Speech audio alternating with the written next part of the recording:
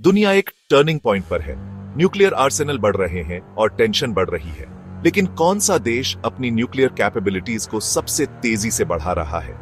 आइए सच जानने के लिए Stockholm International Peace Research Institute या SIPRI की लेटेस्ट फाइंडिंग्स को देखें।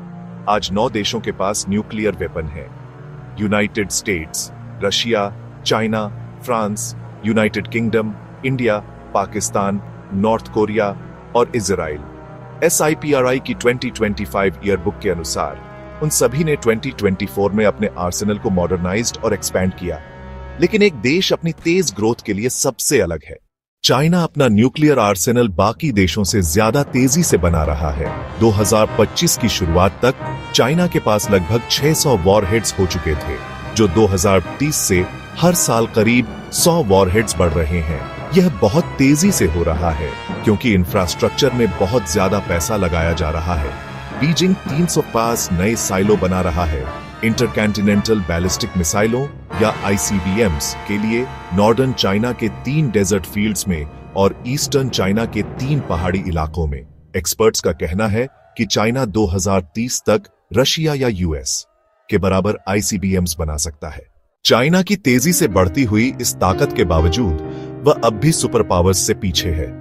रशिया के पास 5,459 वॉरहेड्स हैं और US के पास 5,177 हैं। ये दोनों मिलकर दुनिया के लगभग 90% स्टॉकपाइल को कंट्रोल करते हैं। लेकिन अगर चाइना ऐसे ही बढ़ता रहा तो 2030 तक उसके पास 1,000 वॉरहेड्स और 2035 तक 1,500 तक हो सकते हैं। SIPRI ने यह चेतावनी दी है कि कोल्ड वॉर के बाद से यह सबसे खतरनाक न्यूक्लियर दौर है।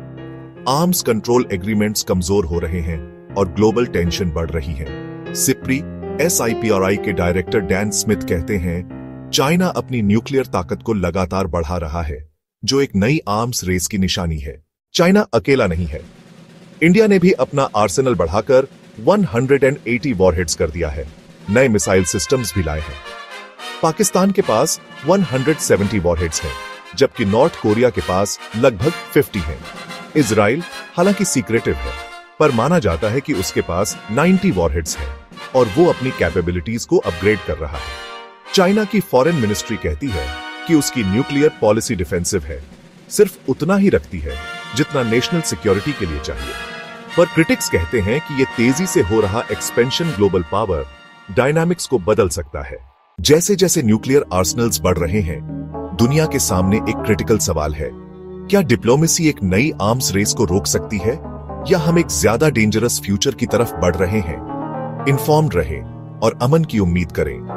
ग्लोबल सिक्योरिटी पर ज्यादा अपडेट्स के लिए सब्सक्राइब करें और नीचे कमेंट्स में अपने विचार शेयर करें।